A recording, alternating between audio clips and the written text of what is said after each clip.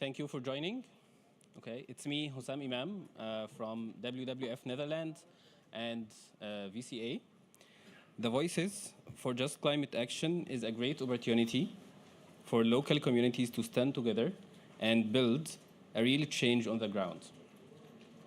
For the past 6 years, I have been working with different youth groups as I was trying to put one of the most vulnerable groups to be a decision-making, to have a decision-making access. Now, I am with VCA, a really strong movement on the ground, and also supporting as a young negotiator for Egypt. 28 at 28, it is a video created by youth trying to bring real solutions to solve problems on access of climate finance. This will be an interactive session, and I want to invite our guest speakers, and also I want to invite you all to watch the video, and we will reflect on that together.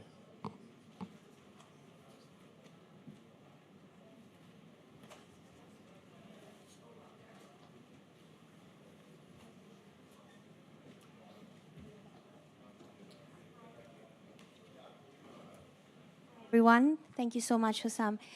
May I request some of you to come on the front row? It's more fun that way to interact. We are also inching very close to the end. Therefore, I think we need a little bit of an energizer today. So we are going to be interactive in this session and have a little fun. Thank you so much. You're most welcome. What we will do is we are going to start with the video, and then I will ask the speakers to introduce themselves as they interact with me and you today. Thank you. I'll stop there.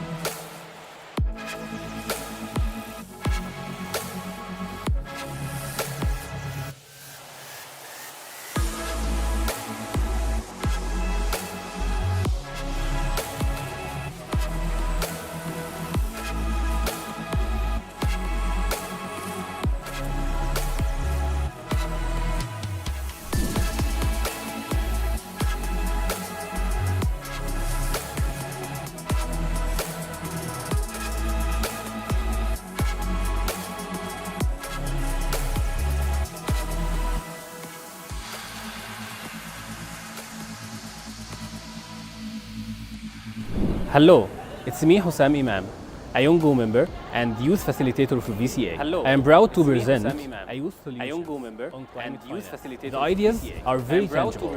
We hope a it bridge between talks and action. The ideas Youth-led climate action is and was pivotal for the climate justice movement. There is no denying or ignoring the millions of young people who are taking to the streets to demand their right to a safe and livable future. I am Mahin Khan, a former strategic advisor and youth facilitator for Voices for Just Climate Action.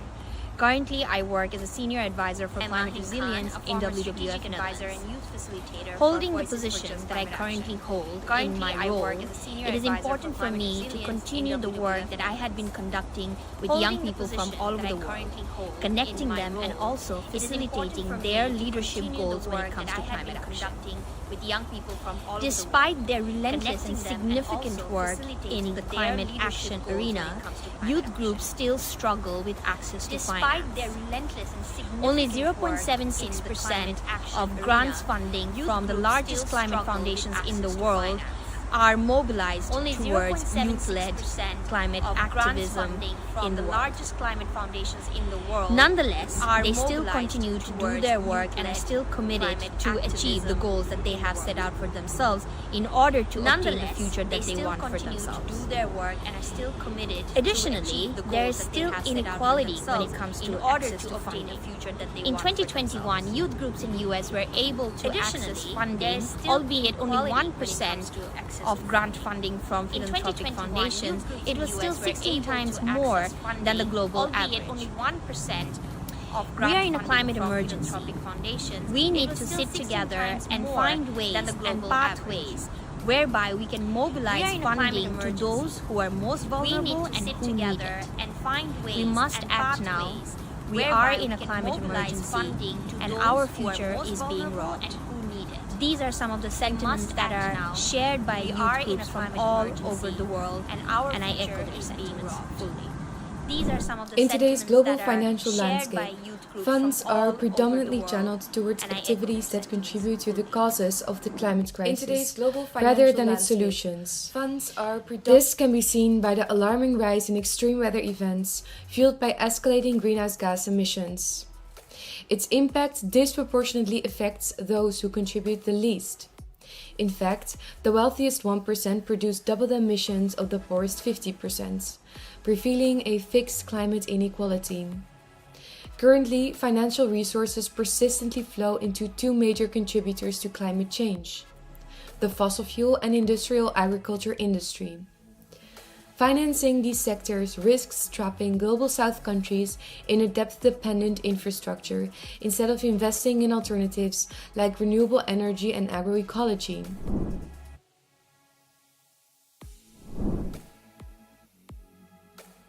Donde queríamos empoderar, fortalecer las capacidades de la sociedad civil en temas de cambio climático, nociones básicas de cambio climático, pero al mismo tiempo animar a la sociedad civil a que se pueda involucrar en la acción climática. Hemos buscado oportunidades de financiamiento a través de fondos concursables, concursos que lanzaron algunas ONGs e instituciones que daban oportunidad a los jóvenes. Pero nuestros resultados y nuestra búsqueda de financiamiento no lograba concretar fondos porque la búsqueda de financiamiento para nosotros es algo difícil. Uno de los mayores desafíos como organizaciones juveniles sigue siendo los requisitos que se presentan al momento de postular a una convocatoria.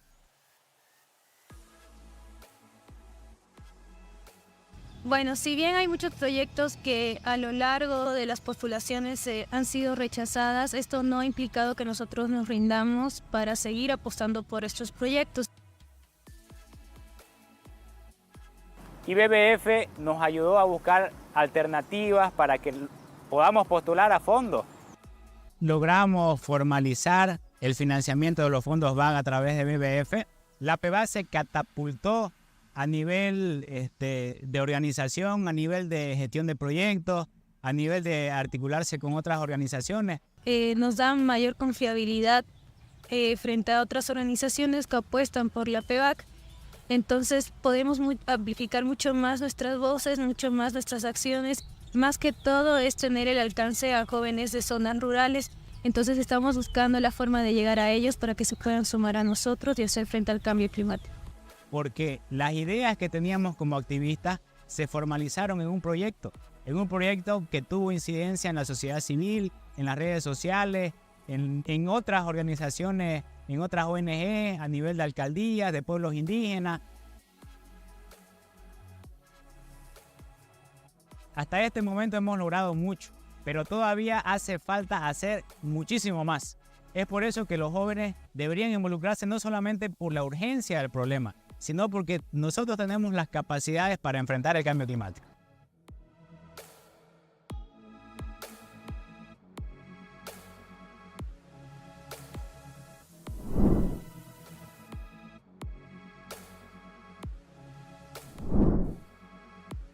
Paraguay destina apenas el 1% de su presupuesto anual al medio ambiente. Tiene menos de 100 guardaparques encargados de proteger sus 20.000 kilómetros cuadrados de áreas protegidas de las constantes amenazas que se ven acentuadas con la crisis climática.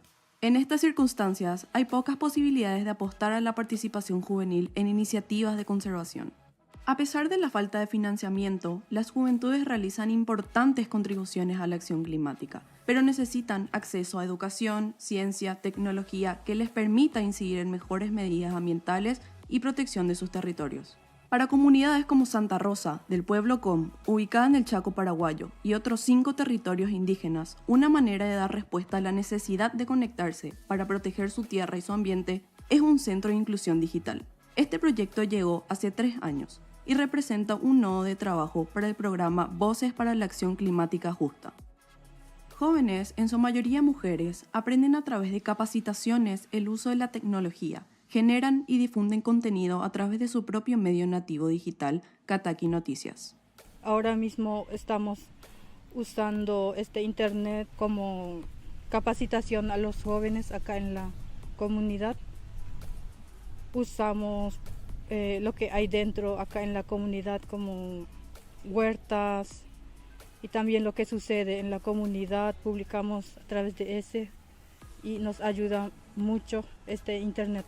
Desde que se instaló el internet nos convenía mucho porque de ahí ya pudimos hacer las cosas y subir algunas cosas que queremos mostrarle al mundo, y también empezamos a capacitar, aprender cómo tocar las cosas de las computadoras, de la tablet, de celular también.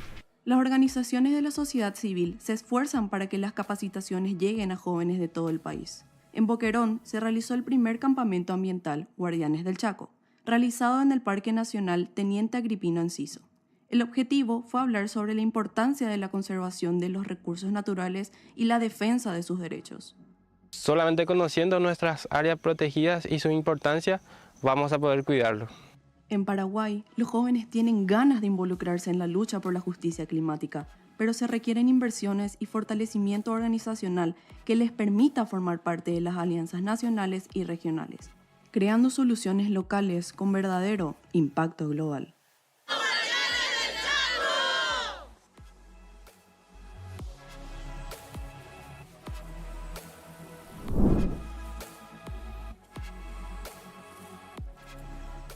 Ter uma flexibilização. Que seja mais acessível, né? Se façam novos mecanismos mais acessíveis. O financiamento climático, ele é algo que está muito distante da gente porque, primeiro, eles são muito criteriosos, os processos são muito burocráticos, então uma das exigências é que as organizações de base local sejam formalizadas, e isso a gente não era, então esse foi o primeiro desafio que a gente encontrou. Segundo, que quando a gente ia ler os editais, ia submeter um projeto, a gente sempre via que a gente tinha que se adequar ao que eles traziam para a gente e nunca o financiador estava disposto a se moldar ao que a gente tinha para apresentar para ele. Uma vez que a gente faz um trabalho de base ali, que isso é o que move a gente, né? A luta pelo território é o que nos move. Então, esses editais, pensando, né, são editais que quando chegam para a gente na ponta, na base, né, são editais que mal dá para executar. São editais que no seu texto, né, te pede um trabalho para um ano com 30 mil reais. 30 mil reais a gente não consegue trabalhar em 1 mês e 2 meses, né? Então a gente tem que ficar fazendo malabarismo com o que chega para a gente. Ao contrário de grandes organizações que recebem esse dinheiro e que olham para a gente como pessoas incapazes de fazer gestão de projetos, né? A viabilidade de um edital que seja mais acessível, né? Eu reconheço que a Amazônia como um todo é muito difícil conseguir esses acessos, levando em consideração que Sul e Sudeste têm acesso a esses financiamentos o tempo todo. E eu ainda me reconheço num lugar muito privilegiado, que é da cidade, né, de morar numa capital. Então, se é difícil para mim, para os meus colegas que estão atuando do meu lado, imagina para comunidades tradicionais, comunidades ribeirinhas. Então, é realmente a facilitação desse processo de... esses financiadores precisam olhar para as juventudes amazônicas, porque somos nós que temos o poder de fazer isso e a gente tem mais que isso, a gente tem propriedade de fala, de vivências, né? A gente está cansado de ver outras pessoas falando por nós. Precisa reconhecer que esses mecanismos que são utilizados para trazer esse recurso para as organizações locais, eles são muito inacessíveis ainda. Então, quais as ferramentas que podem ser consideradas como oportunas para que essas organizações acessem a isso? E eu acho que eles precisam escutar mais, conhecer o território e não vir com propostas prontas, porque a gente já tem isso, a gente já sabe o que a gente quer, a gente já tem um projeto né? E o pedido, né, uma provocação que eu faço é que essas pessoas possam vir à Amazônia e ver de fato, né, sentir a Amazônia, porque para além dela ser vista, ela precisa ser sentida também, né, para entender a dimensão que é e o porquê que ela precisa ser protegida. Dá isso, a gente não quer se moldar, a gente quer levar a nossa proposta com especialidade, porque nós conhecemos o nosso território, as nossas necessidades, e a gente sabe o que vai impactar a nossa comunidade. Financiador, para mim, tem que ser aquela pessoa, aquele investidor que acredita que o recurso maior também, ele é essencial para que a gente consiga alcançar ainda mais pessoas. A gente faz com tão pouco. Ele é essencial para que a gente consiga alcançar ainda mais pessoas. A gente faz com tão pouco. All right, thank you. That was just the beginning. We have more videos that's going to play. Well, a very good afternoon to everyone. Thank you for joining us. This is quite an exciting panel, and I get to put on my climate justice and activist hat for the next 1 hour and talk to all of you and this great panelists here. I really wanted to start with what the young lady said on the screen right before it ended, which is we don't want to conform. And perhaps that could be one of the red line running through our conversations today. So let's be honest and frank and really say what we are feeling when it comes to finance, capacity building, and also access. I'm Mahin, and it was really funny to see myself on the video, but I think you all know me now. I'm a climate resilience advisor. I work in WWF Netherlands, but I'm originally from Bangladesh. So everything that the speakers were talking about, I feel it, and I've worked with young activists from Bangladesh. And in research, we have this saying, and Tim and others, I'm sure you know about this, which is corroborations. When you corroborate data to validate it, right? You have to check multiple sources. And one of the things, one of the results from my own research, which was on social movements when it comes to climate activism, was exactly these things. Movements are organic. They are not formalized. Therefore, access to finance is very difficult for them because of the legal jargon that exists when it comes to accessing finance. And also capacity building, and also the difference between rural and urban youth and when it comes to access to finance. So I wanted to start with definition. I used to be a lecturer. So I looked up the meaning of climate action. What does climate action mean? And as per UNDP, they define it as stepped up efforts to reduce greenhouse gas emissions and strengthen resilience and adaptive capacity to climate-induced impacts. Essentially, that's mitigation and adaptation. But the word that I want to focus on is efforts. It's all the efforts, whether we are out on the streets, whether we are here in this panel talking about youth voices and access to climate finance, and whether it's you who's attending this panel, listening, learning, and also hopefully acting from this point onwards. We have evidence over centuries and historically that youth has been at the forefront when it comes to social transformation. All the rights movements had been started by students, young people. And this is not new, right? The people who are on the forefront of climate action, climate activism, is young people.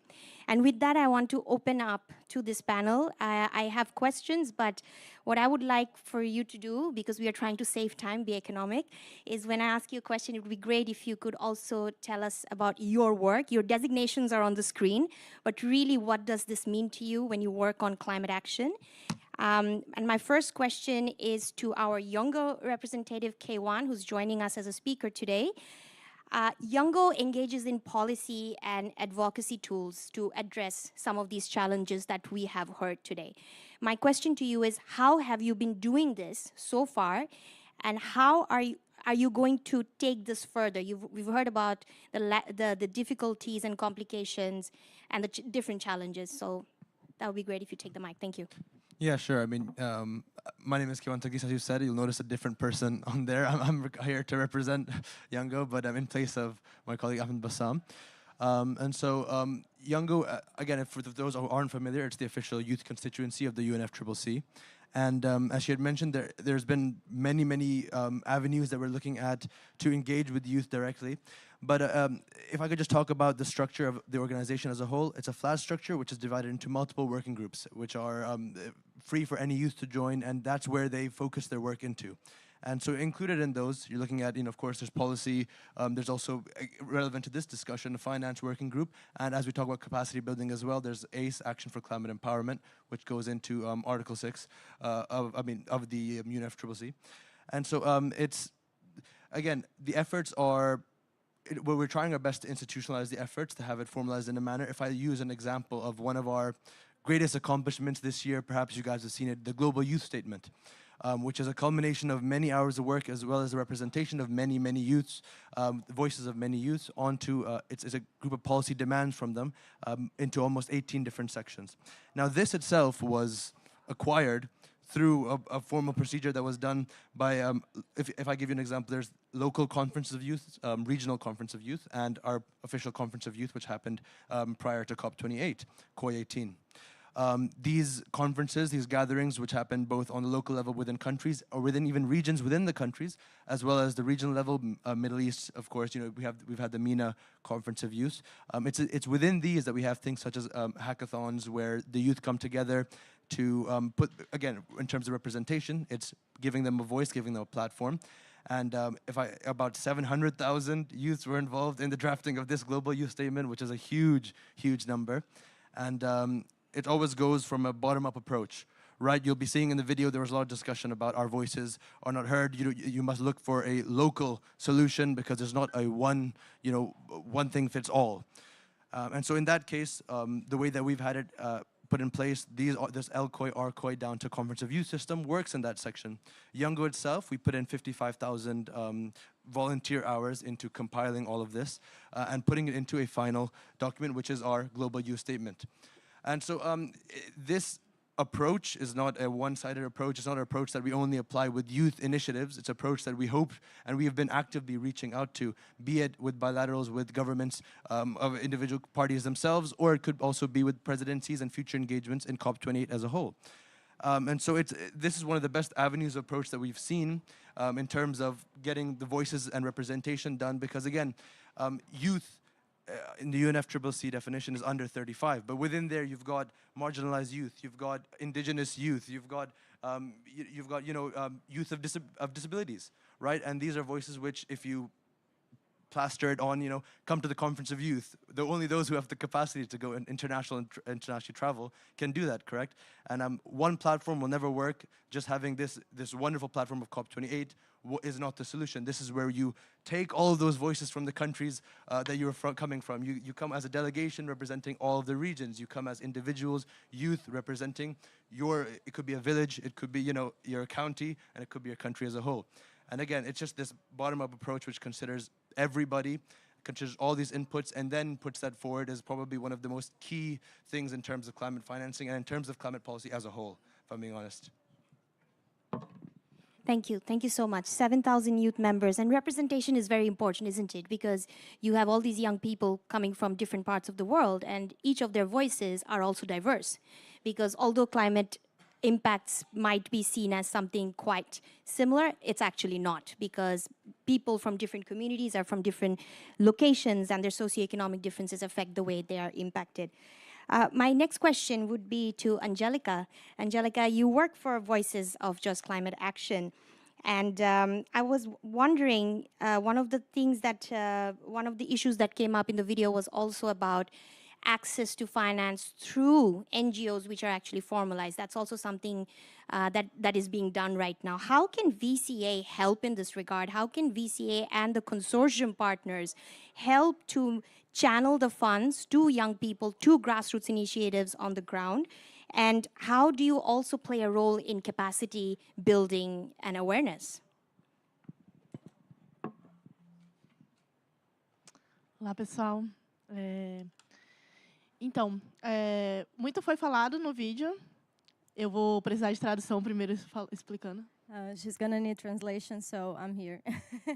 Hi, everybody. A lot has been said in the video.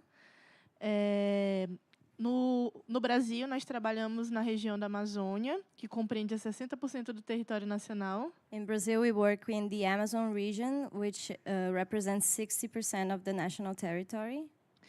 E como uma região bem grande que existe uma diversidade biológica e de cultura e de territórios. And in such a big region, there's a huge diversity of biological diversity, social diversity, and territory diversity.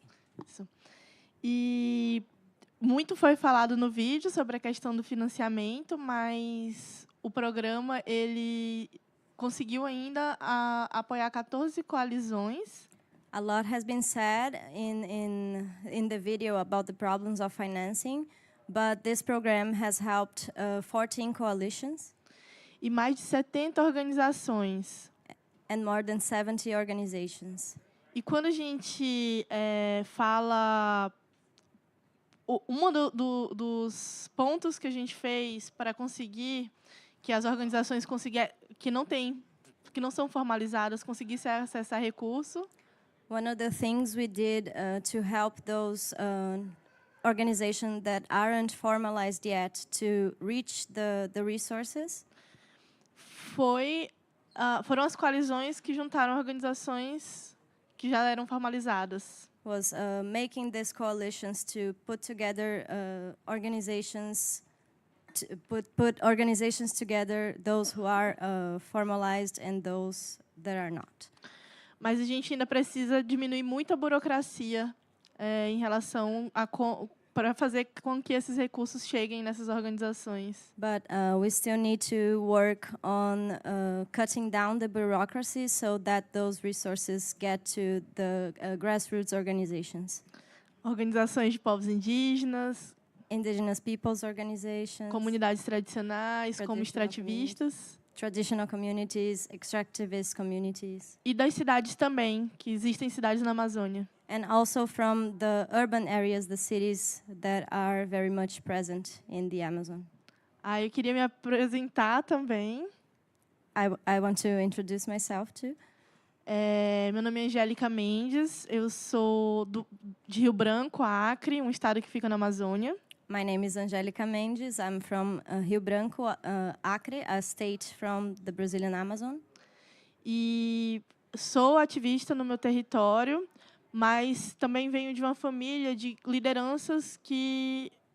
Quer falar? I'm an activist in my territory, and I'm also part of a family of leaders. Então, uma transformação que o WWF e as organizações de VAC no Brasil fizeram foi trazer pessoas do território para liderarem um projeto. So, a transformation that WWF and VCA have made was to bring people from the territories into the struggle. Para conseguir assim que a realidade ela seja mudada dentro das organizações, que facilite os processos. So that this reality is changed within the organizations, and the processes are easier to exist. Great. Thank you. Thank you so much, Angelica. I think this is my favorite panel. Look at how diverse we are on stage, right?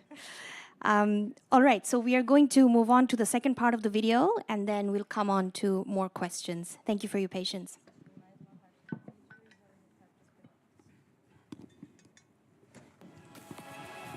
Beberapa penelitian mengestimasi hanya 10% dari pendanaan iklim yang sampai ke tingkat lokal. Yang mana berarti pendanaan untuk orang muda lebih kecil lagi. Banyak organisasi orang muda yang tidak memiliki legalitas dan tidak berintegrasi dengan pemerintah secara langsung.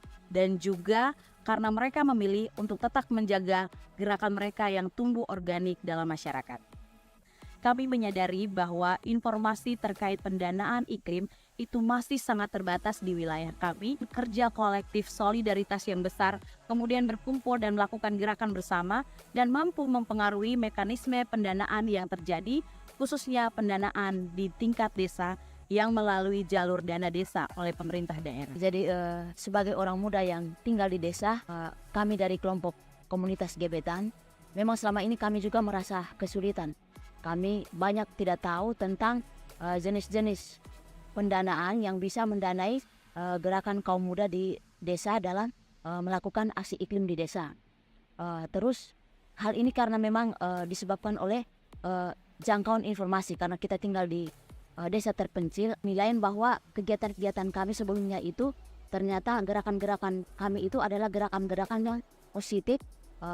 Proposal yang diajukan ini ternyata kami lolos untuk mendapatkan support dana dari satu Indonesia Award untuk mendukung kegiatan-kegiatan kami sebelumnya itu. Kami melakukan kegiatan di bersama teman-teman orang muda.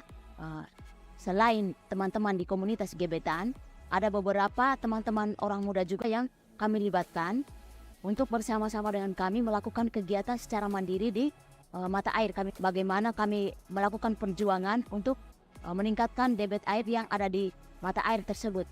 Nah, selain konservasi, kami juga melakukan pembibitan pangan lokal. Dalam hal ini sorghum sebagai sumber pangan lokal, salah satu sumber pangan lokal. Itu kami meminta beberapa hal kepada seluruh pemangku kepentingan, termasuk pemerintah, penyandang dana, dan donor.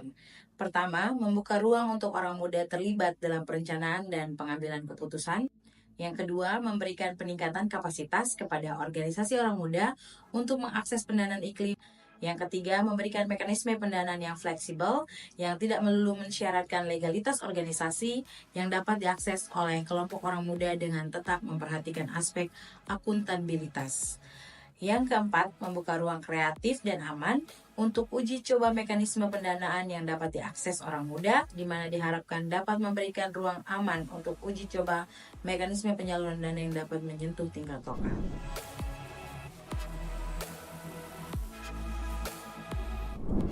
The overproduction of nature is gigantic. A tree makes like 100 new young seedlings every year. Well, most of these will never survive. They are too close to each other, too close to the road. Well, they will die, they will not grow big. But we can also save them.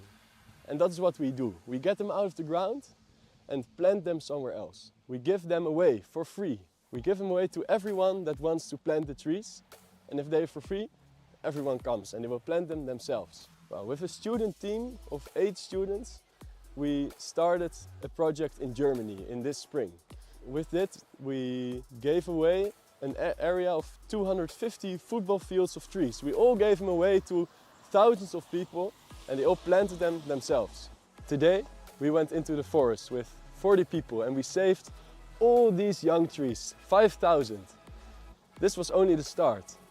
The strength of this concept is that it's so easily scalable. Together with our colleagues in the Netherlands, we've been working for 3 years with ecologists, nature conservationists, thousands of volunteers, and we've reached 1.5 million trees. This is the cheapest solution to get more trees, more biodiversity in the world. By working together, going to our website, moretreesnow.eco, we can reach billions of trees. Everyone here knows that access to good, high-quality education is the gateway to make people flourish and prosper. But for most people in the Global South, this is not a given. We think we found the solution to give people in the Global South access to universities. We want to set up physical locations where lectures from top universities can be streamed directly to. At these physical locations, students can follow a good education completely free of charge. However, when they finish the education and are working in a high-earning job, they need to pay part of their high income back so that the new generation of students can also study there. And with the rise of online working, off-site working, they don't even need to leave the country. So therefore, their high income will even be enough for their own communities to be developed, strengthening these communities that will be hit hardest by climate change. Climate change. Thank you.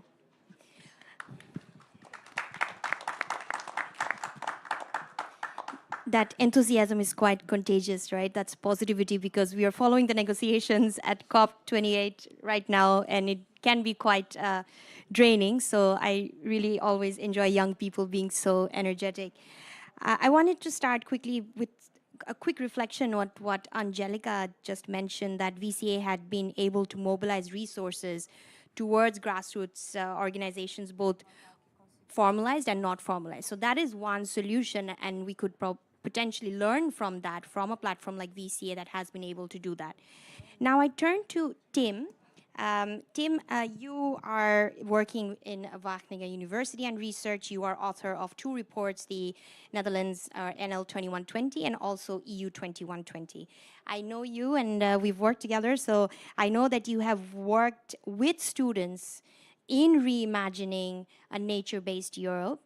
And I also know that Wageningen, for example, has this NBS challenge, a nature-based solutions challenge going on, and you work with students from Bangladesh, Nepal, and Uganda.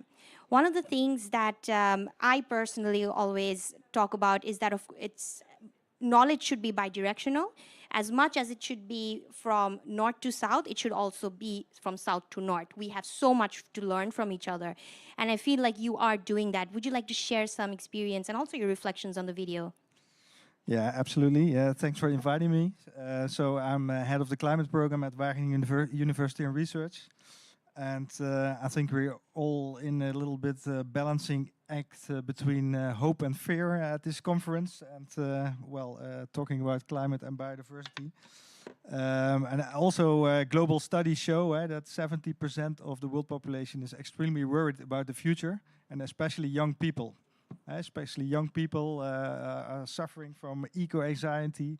And I think this is a big challenge, maybe the biggest challenge of the future, because we need young people, we need to empower young people to start thinking about solutions for the future.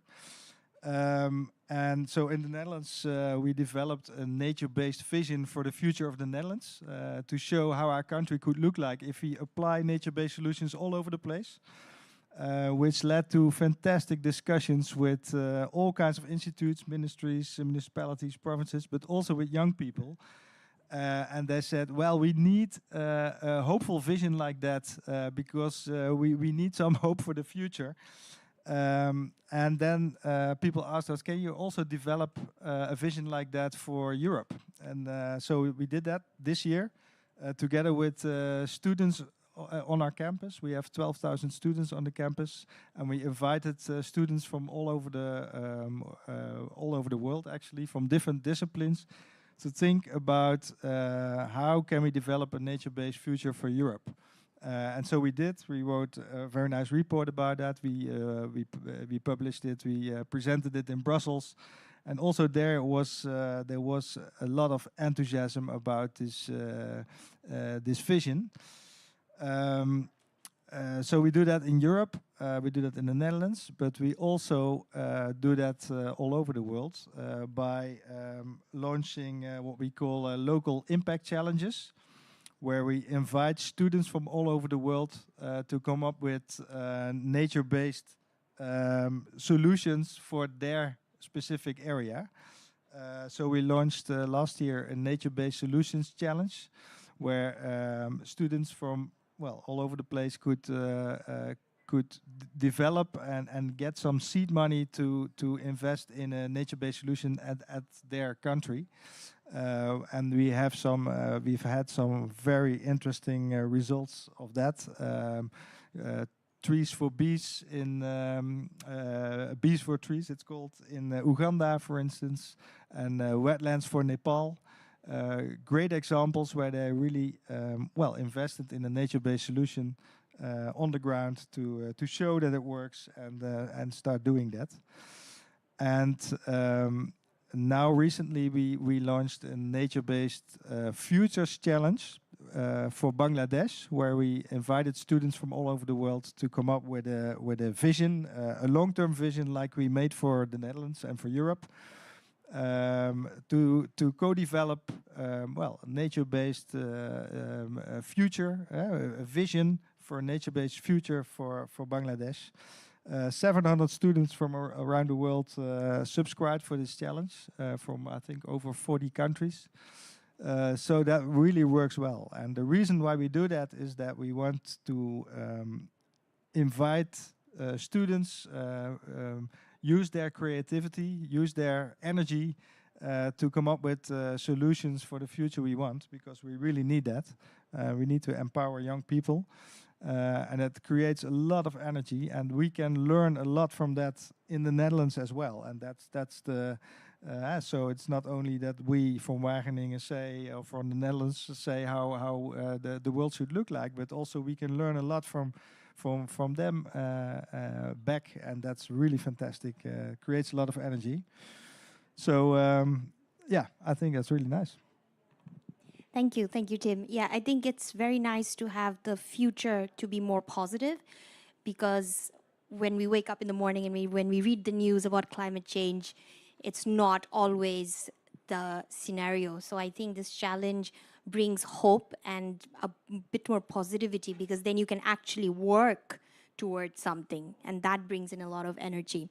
I will move over to Manav now. Manav, first of all, of course, please do introduce yourselves. But my question to you is about the testing mechanism that the last video had suggested. So the video we are watching are not only talking about obstacles when it comes to accessing climate finance for grassroots initiatives. The young people on the video are also proposing solutions and ways forward. And I think that's also something we need to focus on. And one of the things that I thought was very interesting was, okay, testing funding mechanisms that work with the kind of flexibility that is required when it comes to ease of access to funding. Now, that comes with risks. And as human beings, we don't like to take risks, which is also a matter very much linked to climate finance, the risks, and where do we put the money so that we can see return on investment, or where we can see impact. So Manav, you are an advisor to at GCA, which is a Global Center on Adaptation. What is your reflection on this proposal, and also a little bit about your role about taking these propositions towards the people that you work with in GCA? Okay, thank you for giving me this platform to speak about my experience. My name is Manav, and to be honest, like, I really didn't want Professor Tim to stop, because that was my PhD topic, which is just finished before coming to COP. So it was very, very interesting. I did my PhD on climate adaptation and nature-based solutions in Ghana. And it was very, very interesting to hear. I don't think I have the audacity to speak more in front of Professor Tim, but I would still like to give a little bit of experience that my role given me as a GCA, like advisor to the GCA, and also I can give a little bit of experience. I used to work with the Green Climate Fund in South Korea, which is the biggest climate finance fund. So with this GCA, like, I have been selected on, I have been part of a youth advisory panel, which is a group of 12 members from all over the world. It's a group of activists, researchers, entrepreneurs, and farmers. So we have a bunch of different experience coming together to the table and understand how GCA can move forward. Basically, they operationalize in Africa, and it's one of the biggest climate adaptation fund working right now. And they're also working on mobilizing finance from financing institutes such as African Development Bank, World Bank, and also Asian Development Bank. And recently, GCA started initiative, which was a local finding, a kind of a competition, finding local solutions, like how local innovators are coming forward and how they can apply for funding. And one of my co-worker, she's from Nigeria, and she also applied for that challenge.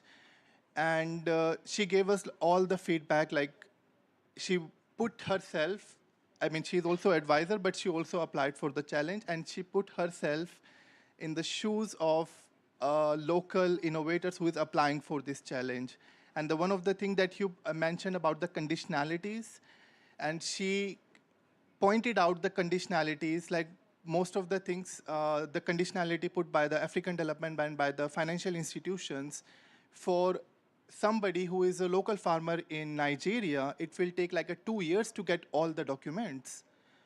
And that was like a big learning for us too as an advisory panel, because she is the advisor. If advisor cannot understand how to get the documents, I have no words to explain how the local innovators or the local farmers, they will get the documents.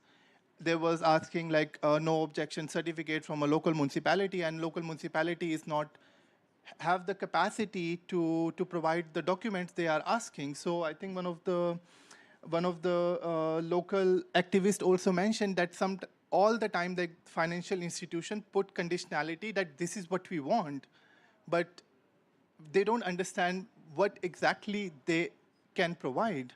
So there is a big gap, and I can say we have been working on it, and we gave like a very critical feedback to the CEO. And that came actually one of my co-workers. So I'm speaking on behalf of my co-worker. She's not here. She just left.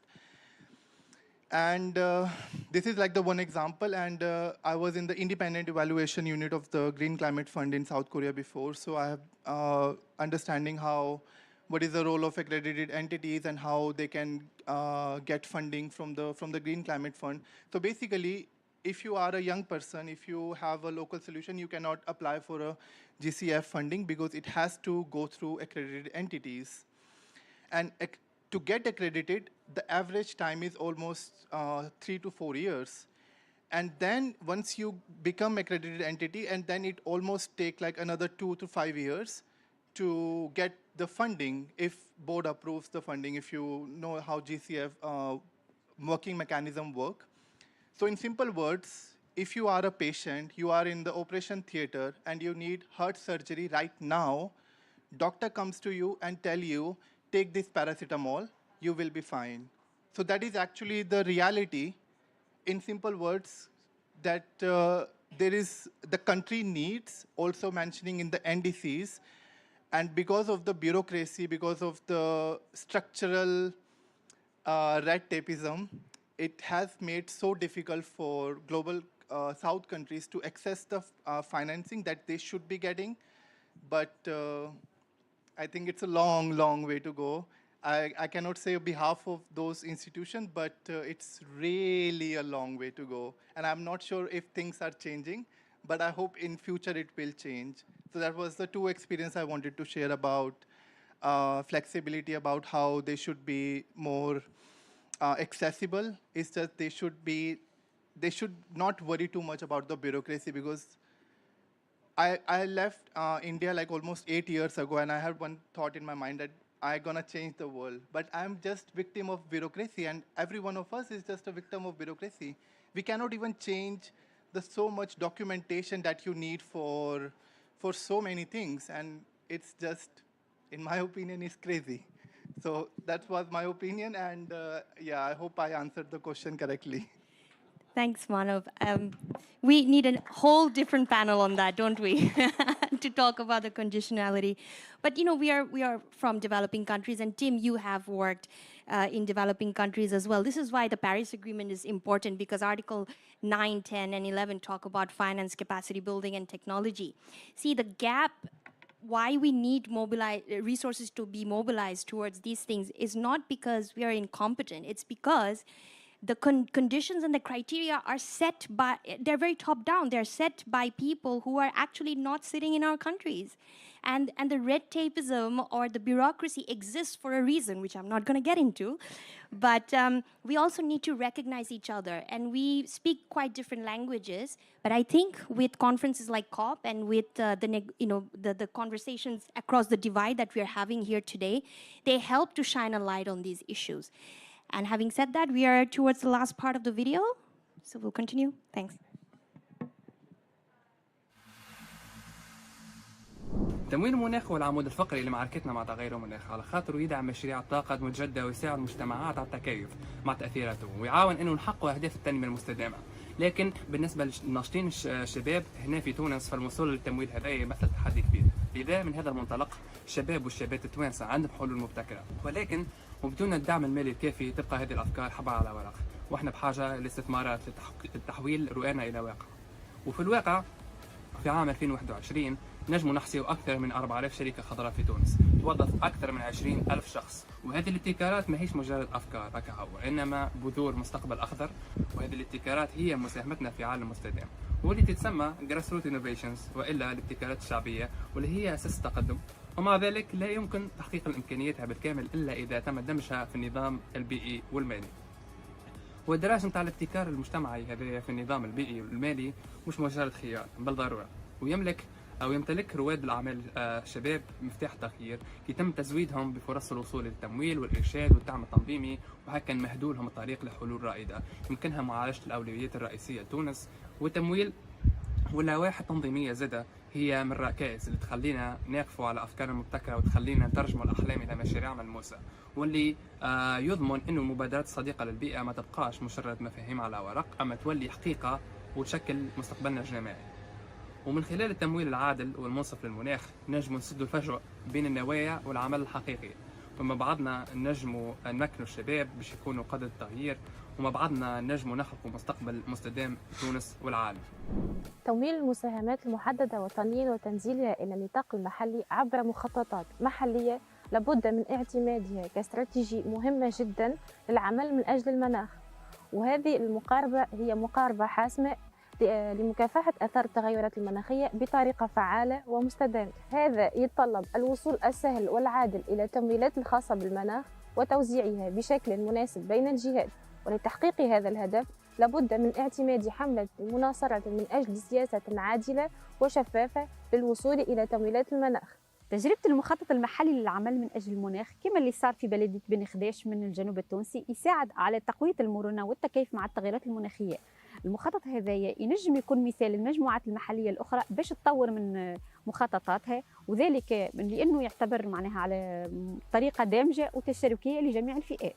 المخططات المحلية للعمل المناخي تساعد على تبني وانخراط المجتمعات المحلية وخاصة المجموعات الأكثر هشاشة في مكافحة تأثيرات التغيرات المناخية وإدارتها بشكل جيد. وهكا ستتوفر للمجتمعات المحلية المكونة بشكل رئيسي من الشباب إمكانية الوصول المباشر للتمويل المناخي الذي سيحسن ظروفهم المعيشية ويعزز الاقتصاد المرن لمجابهة التغيرات المناخية في هذه المناطق. حنين الشباب في تونس وفي العالم واجبنا اليوم هو إقناع صناع القرار الوطنيين والدوليين ودفعهم إلى تعبئة التمويلات على مستوى المحلي من أجل المناخ، مع ضمان سهولة وصول المجتمعات الهشة إلى هذه التمويلات. بالطريقة هذه نجم نستعدوا للغد ونحصلوا على انخراط كامل ومسؤول من كافة المواطنين لمكافحة آثار التغيرات المناخية.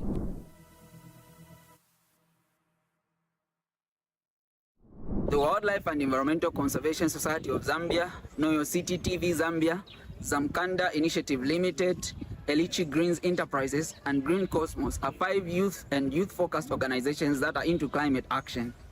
We have dreams and innovations that can benefit our communities and the youth who are part of the marginalized groups and the majority in sub-Saharan Africa, just as the case is in Zambia. We are applying for climate finance targeting the International Climate Initiative, Green Environment Fund from private sector, as well as our local development fund. But these funds are not easily accessible due to tedious processes and also a lack of transparency, which is leading to loss of confidence in the processes. We have a fourfold call to action.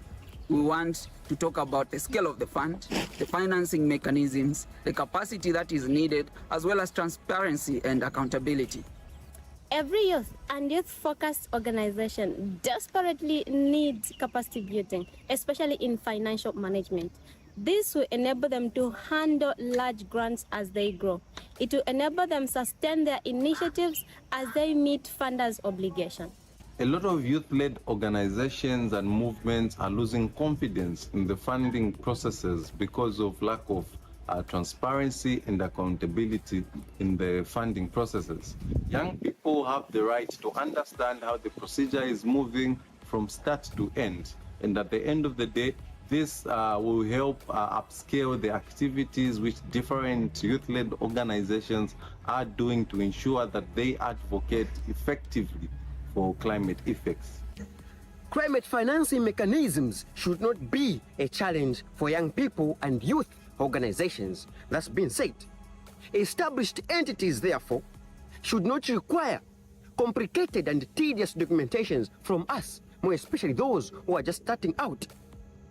Climate financing mechanisms, therefore, like the green climate funds, should work to reimagine and define the global climate finance in an intergenerational context and streamline access to finance youths and young people.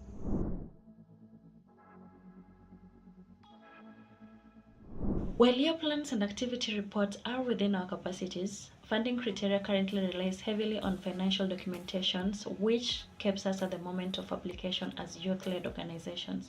This brings us to our first request, to create a communication channel between the youth organizations and regional funders such as the GLF, UNEP, and VCA for youth to provide video documentation of their work rather than the financial extracts. We believe that witnessing the impact of our work on our communities and environment would act as the indicator of our organization's credibility.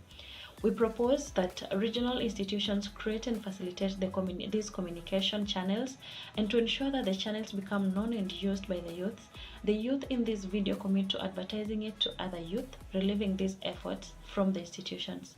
We believe that this solution will deliver the benefits of locally led adaptation and breaks through the structural barriers of our global accounting system, particularly for the rural youths. To acknowledge the need for accountability in our proposed solution, an essential part of any financial process is required. We propose a second request that our projects be vetted by the communities we engage with.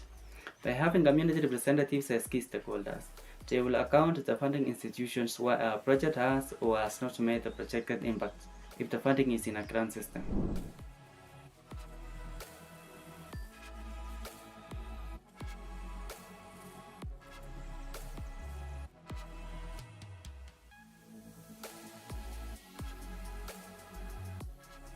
As a response, youth from all over the world proposed an alternative. Indonesian youth stressed the importance of centering climate finance on the most impacted by involving young people in the planning and decision-making process. Zambian youth suggested improving accountability and transparency in climate funding processes. And Paraguayan youth exemplified how financial flows for climate action can support initiatives, using resources for connectivity to educate others about environmental conservation. Climate finance urgently requires redirection. Solutions by youth from Bolivia, Brazil, Indonesia, Kenya, Paraguay, Tunisia, and Zambia offer inspiring starting points for a just and equitable approach to climate finance.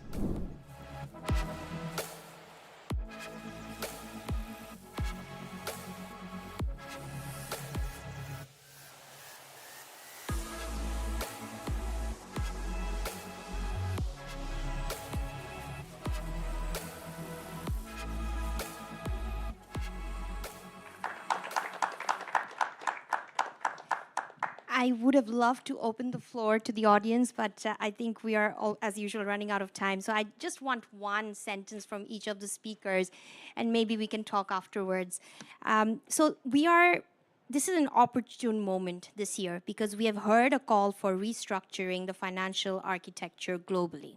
And those conversations are ongoing since the beginning of this year. So my question to the panelists today and to all of you, if we are able to engage, is how do we, taking inspiration from the young man from Zambia, how do we reimagine and redefine climate finance from the perspectives of those who need it the most? One sentence from all of you, starting with Tim.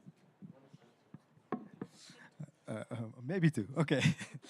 No, I think I see an important role also for universities from all over the world. Like we in Wageningen, we have this incubator, and we help students and also try to train students in understanding these climate finance and access to this finance. And so we try to do that, but I think it's a call to action to all universities around the world to start also opening up these kind of incubators.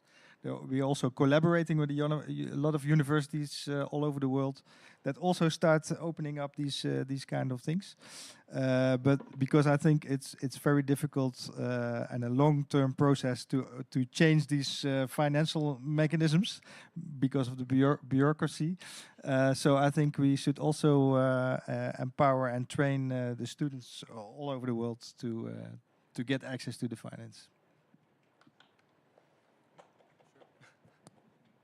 Yeah, sentence will be tough, but I'll keep it a bit long. I think for me, the main focus is it's local solutions to finance for local issues.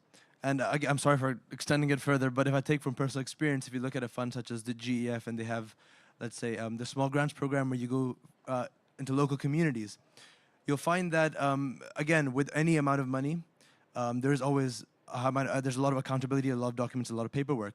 But then when you go down to local level of, such as small grants program where you have max limit of $60,000 for local solutions, what about, the communities that live on a barter-based system or ones that don't take receipts, they live on a trust-based system? How can you expect them to present documents and pages of receipts on how they're using their finances, right?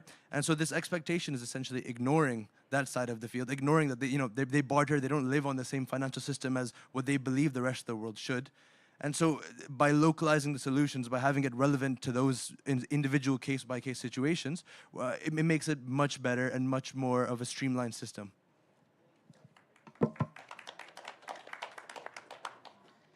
Bom, assim, são diversas as soluções baseadas, soluções locais. Any local solutions available?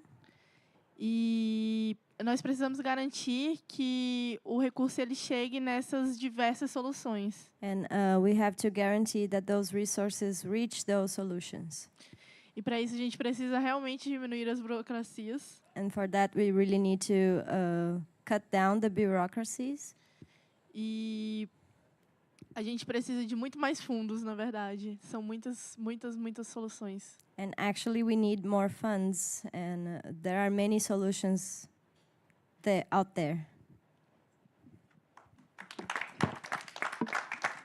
I think I can give one example about we should, as a young people after this COP, I think we should be asking more questions to our government, especially youth from the global north. Like basically, as we have talked about, the only 10% of the climate finance goes directly to the local communities. So where does the leakage is happening? We should understand where does the leakage is happening and who is responsible for that leakage. So for example, we talked about the Green Climate Fund, we talked about Bretton Woods institutions. Most of the time, the money generates from the global north, but it goes to the entity of which is a global north entity. So I think we should be asking more questions to negotiators, also to our country delegates. What are you doing? I think as a young people, it's our responsibility to be living in a democratized space and understand how we can use this platform to advocate more transparency and also better effectiveness of the climate finance funds. That was my idea. Thank you. Thank you. Thank you so much. Please join me in giving a big round of applause for our panelists. We've learned so much from all of you today. It's been extremely creative and interesting to listen to each other. I'm a Bangladeshi. We're never on time, so that's how, almost on time, but never. But we really want to engage with you. So even though the panel is over, please feel free to go to the panelists and ask questions, because this is an important topic for everyone. How do we access climate finance? How do we make it more flexible? And how do we bridge the gap between these side events and the negotiation rooms? Because we are also talking about solutions and ways to move forward. So thank you very much, and enjoy the last 48 hours, 24 hours? We never know, right? So enjoy.